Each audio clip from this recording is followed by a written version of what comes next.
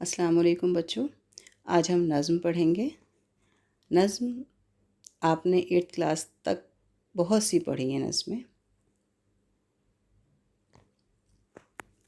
نظم اور نثر دونوں چیزیں آپ نے پڑھی ہیں، تو یہاں ہم پڑھیں گے کہ نظم لکھی کیسے جاتی ہے۔ آپ نے نظمیں ضرور پڑھی ہیں، لیکن آپ یہ نہیں جانتے کہ نظم لکھنے کے لیے کن شرائط کا ہونا ضروری ہے۔ تو آج ہم اسی پر بات کرتے ہیں۔ نظم کے معنی انتظام، ترتیب یا آرائش کے ہیں۔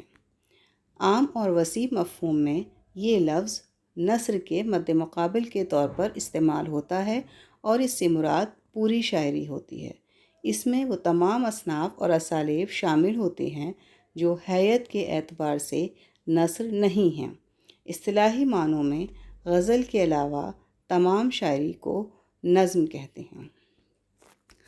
دیکھیے، نظم کے معنی انتظام، ترتیب یا آرائش کے ہیں۔ انتظام کرنا، ارینجمنٹ کرنا، کہ ہمیں کام کرنا ہوتا ہے تو اس کام کو کرنے سے پہلے ہم کچھ انتظامات کرتے ہیں۔ اسی طرح سے جب ہم نظم لکھیں گے تو نظم لکھنے کے لیے ہمیں کچھ چیزوں کی ضرورت ہوگی، ہم کچھ انتظام کرتے ہیں کہ ہمیں کاغذ بھی چاہیے، قلم بھی چاہیے، ہمیں ذہن میں ہمارے ایک عنوان بھی ہونا چاہیے، پھر ہمیں کنٹینٹ بھی چاہیے، اور پھر اس کو جب ہمارے پاس یہ ساری چیزیں آ جاتی ہیں، کنٹینٹ آ جاتا ہے، پھر ہم اسے ترتیب بھی دیتے ہیں، اور پھر اس کو لکھنے کے بعد ہم ایک بار پڑھتے ہیں، اور پھر اس میں ہم جو اس کی چھوٹی چھوٹی باریکیاں ہوتی ہیں کہ کہاں کیا چیز، اس کی جگہ اگر ہم یہ لفظ لکھ دیں تو زیادہ خوبصورت لگے گا، کون سا مصرع کہاں زیادہ بہتر لگے گا، یا کون سا لفظ کہاں استعمال ہوگا، یا تشبیہات اور استعاروں کا استعمال ہم کہاں کریں گے۔ تو یہ ساری چیزیں سجاوٹ کے طور سے استعمال ہوتی ہیں۔ آرائش سجاوٹ کو کہتے ہیں۔ عام اور وسیع مفہوم میں یہ لفظ نثر کے مد مقابل کے طور پر استعمال ہوتا ہے۔ دیکھیے، آپ نے 8 تک نظم اور نثر پڑھی ہے، آپ جانتے ہیں دونوں کا فرق اچھی طرح سے، لیکن آپ کی کتاب میں جو اسباق تھے وہ اس طرح سے تھے کہ ایک پہلی نظم لکھی ہے، پھر اس کے بعد 2 نثر ہیں، پھر ایک نظم ہے، پھر 2 نثر ہیں، اس طرح سے تھا۔ وہ پوری نظم اور نثر ملی ہوئی تھیں کتاب میں ایک ساتھ۔ لیکن جیسے ہی آپ 9th میں آئے، 9th میں آپ نے اپنی کتاب میں دیکھا کہ ایک پیج پر ہیڈنگ ہے حصہ نثر، اور اس کے بعد سارے نثری اسباق ہیں۔ اس کے بعد بیچ میں ہیڈنگ ہے حصہ شعر یا حصہ نظم۔ حصہ شعر، اس میں سارے اصناف نظم ہیں، غزل بھی ہے اس میں، ٹھیک ہے، کیونکہ اصناف شاعری کی بات ہو رہی ہے۔ اس لیے ہم نثر اور نظم کو مقابلتاً استعمال کرتے ہیں، ایک دوسرے کے مقابل استعمال کرتے ہیں۔ عام طور پر ہم تمام اصناف کے لیے ایک صرف لفظ نثر استعمال کر لیتے ہیں، چاہے وہ ڈرامہ ہے، چاہے وہ انشائیہ ہے، افسانہ ہے، ناول ہے، داستان ہے، لیکن ہم اسے نثر کہیں گے کیونکہ وہ نثر کی فارم میں لکھی گئی ہے، جملوں کی طرح سے لکھی گئی ہے، پیراگراف کی شکل میں لکھی گئی ہے، ٹھیک ہے۔ اور جو نظم ہے اس کو ہم تمام اصناف کو نظم کہیں گے کیونکہ وہ مصرعوں کی شکل میں لکھی گئی ہے، اشعار کی یا بند کی شکل میں لکھی گئی ہے۔ شعری اصناف کہیں گے ہم انہیں۔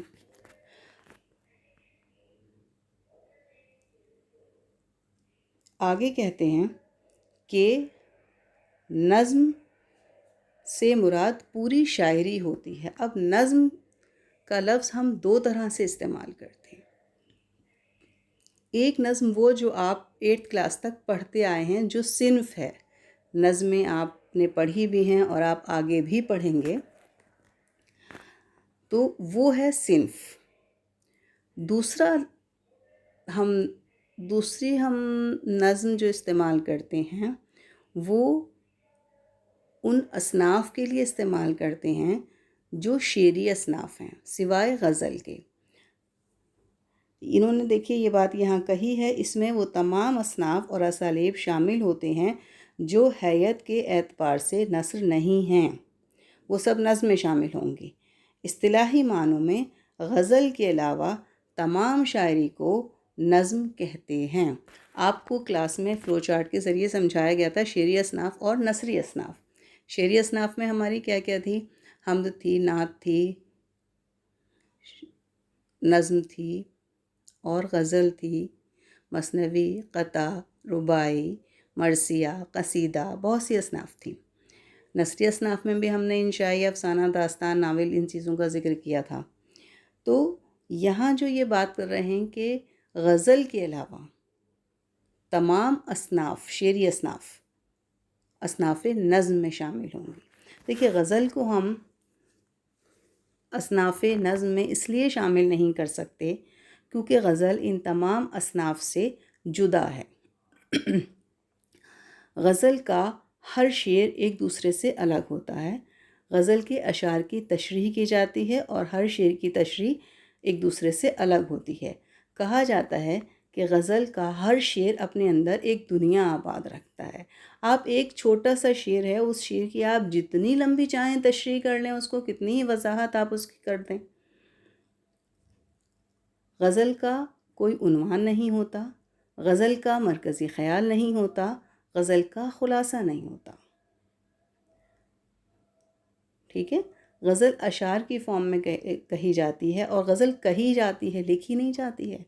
غزل اشعار کی فارم میں کہی جاتی ہے، کہتے ہیں نا غزل گوئی، غزل کہی گئی، نظم نگاری، نظم لکھی گئی، قصیدہ نگاری، مرثیہ نگاری، یہ سب چیزیں لکھی، نگاری ان کے ساتھ آتا ہے کہ یہ چیزیں لکھی گئیں، غزل کہی گئی۔ ٹھیک ہے؟ تو یہاں پر جو یہ بات کہی ہے انہوں نے کہ غزل کے علاوہ تمام اصناف نظم میں شامل ہوں گے شاعری کی، تو قصیدہ ہے، مرثیہ ہے، مثنوی ہے، یہ ساری تمام اصناف ہیں، ان کا عنوان بھی ہوتا ہے، ان کا ہم خلاصہ بھی کرتے ہیں، اور ان کا ہر شعر یا ہر مصرع جو ہے وہ ایک دوسرے سے جڑا ہوا ہوتا ہے، جبکہ غزل میں ایسا نہیں ہوتا، اس لیے ہم غزل کو باقی اصناف سے جدا مانتے ہیں۔ عام طور پر نظم کا ایک مرکزی خیال ہوتا ہے جس کے گرد پوری نظم کا تانا بانا بنا جاتا ہے۔ کہہ رہے ہیں کہ عام طور پر نظم کا ایک مرکزی خیال ہوتا ہے۔ مرکزی خیال کہتے ہیں سینٹرل آئیڈیا، یعنی آپ کے ذہن میں کیا خیال ہے، آپ کس خیال کو یا کس بات کو ذہن میں رکھ کر نظم کہنا چاہ رہے ہیں یا نظم لکھنا چاہ رہے ہیں، تو اور اسی عنوان کے گرد، اسی خیال کے گرد پوری نظم گھومتی ہے۔ آپ نے نظمیں پڑھی ہیں، آپ کو بہت اچھے طرح سے اندازہ ہے کہ جو ایک ٹاپک آپ کا ہوتا ہے، نظم کا عنوان تھا، اسی عنوان کے ارد گرد پوری نظم گھومی ہے، اسی عنوان پر لکھی گئی ہے پوری نظم۔ خیال کا تدریجی ارتقاء بھی نظم کی ایک اہم خصوصیت بتایا گیا ہے۔ خیال کا تدریجی ارتقاء مطلب کہ سلسلے وار نظم کا آگے بڑھنا، ارتقاء ترقی کو کہتے ہیں، تدریجی سلسلے وار، یعنی کہ نظم ہماری کس طرح سے سلسلے وار آگے بڑھ رہی ہے، یہ چیز بھی بہت اہمیت رکھتی ہے جب ہم نظم نگاری کرتے ہیں۔ طویل نظموں میں یہ ارتقاء واضح ہوتا ہے، مختصر نظموں میں یہ ارتقاء واضح نہیں ہوتا اور اکثر و بیشتر ایک تاثر کی شکل میں ابھرتا ہے۔ کہہ رہے ہیں کہ جو طویل نظمیں ہیں، یعنی لمبی نظمیں ہیں، بڑی نظمیں ہیں، ان میں تو ہمیں نظم آگے بڑھتی ہوئی نظر آتی ہے کہ ہر مصرعے میں اپنی بات، ہر مصرعے میں ہمیں محسوس ہوتا ہے کہ نظم آگے بڑھ رہی ہے، شاعر کے خیالات آگے بڑھ رہے ہیں۔ لیکن جو مختصر نظمیں ہیں ان میں ہمیں یہ چیز واضح نہیں ہوتی، شاعر اپنی بات ایک مصرعے میں یا دو مصرعوں میں بیان کر دیتا ہے اور ایک تاثر کے طور پر بیان کرتا ہے کہ ہمارے ذہن میں بھی ایک تاثر آ جاتا ہے کہ ہاں اس اب شاعر اپنے مقصد تک پہنچ رہا ہے، یہ اس کے لیے اس نے جو شعر یا مصرع استعمال کیا ہے۔ نظم کے لیے نہ تو حیت کی کوئی قید ہے اور نہ موضوعات کی، چنانچہ اردو میں غزل اور مثنوی کی حیت میں بھی نظمیں اور آزاد معرہ نظمیں لکھی گئی ہیں۔ اس طرح کوئی بھی موضوع نظم کا موضوع ہو سکتا ہے۔ کہہ رہے ہیں کہ نظم کے لیے نہ تو بناوٹ کی کوئی قید ہے، حیت بناوٹ کو کہتے ہیں، کہ آپ ایک 2 مصروں کی نظم لکھیں گے یا اشعار کی فارم میں لکھیں گے، یا 3 مصروں والی نظم لکھیں گے، یا 4 مصروں کی لکھیں گے، یا 5 مصروں کی لکھیں گے، ایسا کچھ نہیں ہے۔ آپ کسی بھی حیت میں نظم لکھ سکتے ہیں۔ دوسری چیز کہ آپ بہت سی ایسی آپ کوئی بھی عنوان لے سکتے ہیں جس پر آپ نظم لکھ سکتے ہیں۔ آپ کے لیے کوئی پابندی نہیں ہے کہ آپ کو اس عنوان پر نظم نہیں لکھنی، یا اس موضوع پر نہیں لکھنی، یا اس موضوع پر لکھنی ہے۔ وہ آپ کی اپنی مرضی ہے، آپ کسی بھی موضوع پر نظم لکھ سکتے ہیں۔ نظمیں عام طور پر بند کی شکل میں لکھی جاتی ہیں، لیکن یہ کہہ رہے ہیں کہ کچھ ایسی نظمیں بھی لکھی گئی ہیں جو غزل اور مثنوی کی حیت میں ہیں۔ غزل اور مثنوی کی حیت میں کہ وہ اشعار کی فارم میں بھی لکھی گئی ہیں، اور ان میں ردیف قافیہ بھی استعمال ہوا ہے۔ دیکھیے، غزل اور مثنوی میں فرق یہ ہے کہ غزل میں قافیہ اور ردیف استعمال ہوتا ہے۔ غزل کے ہر شعر کے دوسرے مصرے میں قافیے کا استعمال ہوتا ہے، اور پوری غزل کا قافیہ سیم ہوتا ہے، جبکہ مثنوی میں قافیہ تو استعمال ہوتا ہے لیکن ہر شعر کا قافیہ الگ ہوتا ہے۔ مثنوی ایک طویل نظم ہے، بہت لمبی نظم ہوتی ہے، اس میں پوری داستان بیان کی جاتی ہے، تو اس میں ہم دیکھتے ہیں کہ اس کے ہر شعر کا قافیہ الگ ہوگا۔ قافیہ ضرور ہوگا لیکن ہر شعر کا قافیہ الگ ہوگا، جبکہ پوری غزل کا قافیہ سیم ہوتا ہے، اور مثنوی کے ہر شعر کا قافیہ الگ ہوتا ہے۔ اور کچھ آزاد معرہ نظمیں بھی لکھی گئی ہیں۔ آزاد معرہ نظموں کا ذکر یہاں انہوں نے کیا ہے، لیکن ہم آگے اس کی ڈیٹیل پڑھیں گے۔ اس طرح کوئی بھی موضوع نظم کا موضوع ہو سکتا ہے۔ ہم نظم کے لیے کوئی موضوعات کی پابندی نہیں رکھتے ہیں، کسی بھی موضوع پر ہم نظم لکھ سکتے ہیں۔ حیت کے اعتبار سے نظم کی 4 قسمیں ہوتی ہیں۔ پہلی ہے پابند نظم۔ دیکھیے، پابند نظم پڑھ کے تھوڑا سا اندازہ تو ہوا ہوگا کہ بہت کچھ چیزوں کی پابندی ہمیں کرنی پڑے گی اس میں۔ ایسی نظم جس میں بحر کے استعمال اور قافیوں کی ترتیب میں مقررہ اصولوں کی پابندی کی گئی ہو، پابند نظم کہلاتی ہے۔ کیا کہتے ہیں؟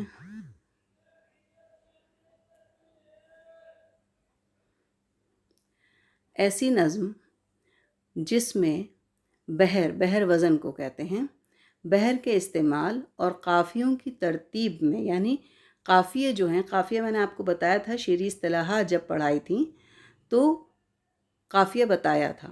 قافیے کی ترتیب مقرر کر دی ہے ماہرین نے۔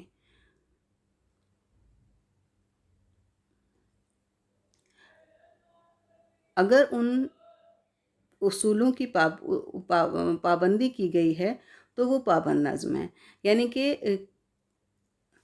پابند نظم لکھنے کے لیے ضروری ہے کہ بحر کے استعمال اور قافیوں کی ترتیب کے جو اصول مقرر کیے گئے ہیں ان کی پابندی کی جائے۔ آگے کیا کہتے ہیں، دیکھیے بہت غور سے سنیے گا۔ نئے انداز کی ایسی نظمیں بھی جن کے بندوں کی ساخت مروجہ حیتوں سے مختلف ہو، یا جن کے مصروں میں قافیوں کی ترتیب مروجہ اصولوں کے مطابق نہ ہو لیکن ان کے تمام مصرے برابر کے ہوں اور ان میں قافیے کا کوئی نہ کوئی التزام پایا جائے، پابند نظمیں کہلاتی ہیں۔ یعنی کہ یہ کہہ رہے ہیں کہ کچھ اور نظمیں بھی ہیں جنہیں ہم پابند نظمیں شامل کر سکتے ہیں۔ اب وہ کون سی نظمیں ہیں؟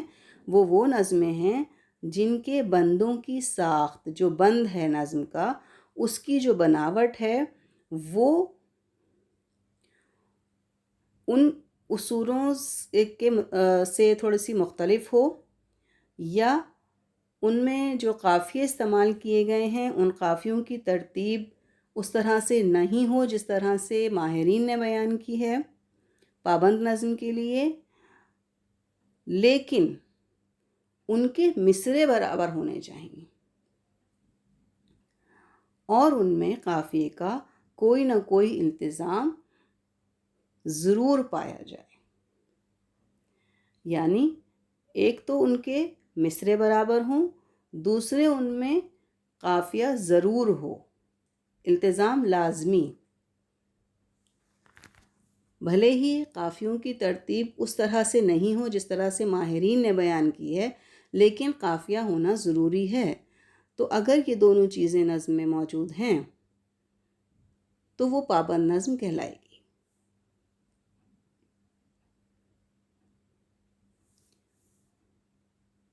آگے ہے ہماری نظم معرہ۔ ایسی نظم جس کے تمام مصرے برابر کے ہوں مگر ان میں قافیے کی پابندی نہ ہو، نظم معرہ کہلاتی ہے۔ کچھ لوگوں نے اسے نظم آری بھی کہا ہے۔ یعنی کیا کہتے ہیں یہ کہتے ہیں کہ نظم معرہ ایسی نظم کو کہتے ہیں کہ جس میں قافیے کی پابندی نہیں کی گئی۔ یعنی قافیہ ضروری نہیں ہے کہ اگر ہے تو ٹھیک ہے، نہیں ہے تو بھی کوئی بات نہیں، لیکن اس کے مصرے برابر ہونے چاہیے۔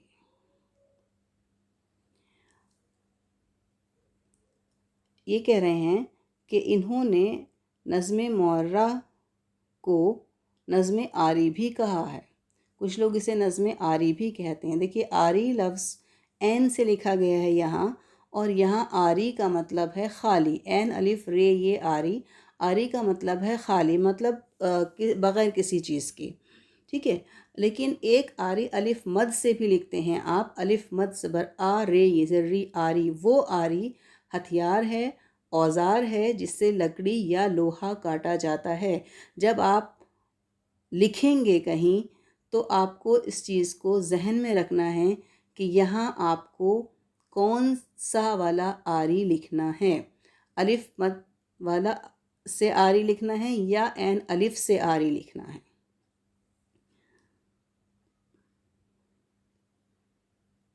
آزاد نظم۔ آزاد نظم یعنی ہر پابندی سے آزاد، ایسی نظم جس میں نہ تو قافیے کی پابندی کی گئی ہو اور نہ تمام مصروں کے ارکان برابر ہوں، ٹھیک ہے، نہ تو اس میں قافیہ ضروری ہو اور نہ یہ ضروری ہو کہ تمام مصرے برابر ہوں یا مصروں کے ارکان برابر ہوں یا وزن برابر ہو، یعنی جس کے مصرے چھوٹے بڑے ہوں، آزاد نظم کہلاتی ہے۔ اچھا، جب ہم آزاد نظم لکھتے ہیں تو ہم اس کو اشعار کی فارم میں نہیں لکھتے، اس طرح سے نہیں لکھتے جس طرح سے ہم نے اور نظمیں پڑھی ہیں، یا بند کی شکل میں نہیں لکھتے۔ ہم اس کو اس طرح سے لکھتے ہیں کہ اس کا ہر مصرع اگلی لائن میں لکھا جاتا ہے، کیونکہ مصرے چھوٹے بڑے ہوتے ہیں تو اس کا ہر مصرع اگلی لائن میں لکھا جائے گا۔